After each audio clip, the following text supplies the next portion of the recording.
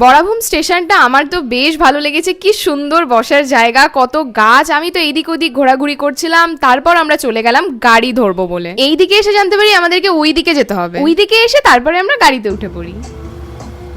এই পথ যদি না শেষ হয় তবে কেমন হতো তুমি বলো তো, এই গানটাই বাজছিল আমার মনে। গাড়ি থেকে নেমে একটা অসম্ভব এনার্জি নিয়ে আমরা হোটেলে চেক ইন করি, ফ্রেশন আপ হই, ব্রেকফাস্ট কমপ্লিট করে अगेन আমরা রেডি হয়ে বেরিয়ে পড়ি ট্রেক করব বলে। চারিদিকটা ক্যামেরা বন্দি করতে গিয়ে বাকিদের থেকে জাস্ট একটু পিছিয়ে গিয়েছিলাম ঠিকই, তবে আমি কিন্তু থামিনি। তাহলে বলো তো বন্ধুরা, আজকে আমার ব্লগ থেকে তোমরা ঠিক কি শিখলে কমেন্টে লিখে জানাও। ততক্ষণে আমি রাস্তাটা পেরিয়ে নিই, কারণ এমনিতেও তো আমার পা মচকানো একটা স্বভাব আছে, তার মধ্যে মাটির রাস্তা আর জলকাদা ভর্তি, দেখতেই পাচ্ছ। জঙ্গলের মধ্যে দিয়ে ট্রেক করে আমরা যাব তুর্গা ফলসে। আমি ধীরে ধীরে এগোই, আর তোমরা কিন্তু জানিও আজকের এই ফাঁকিবাজি ব্লগটা কেমন লাগলো।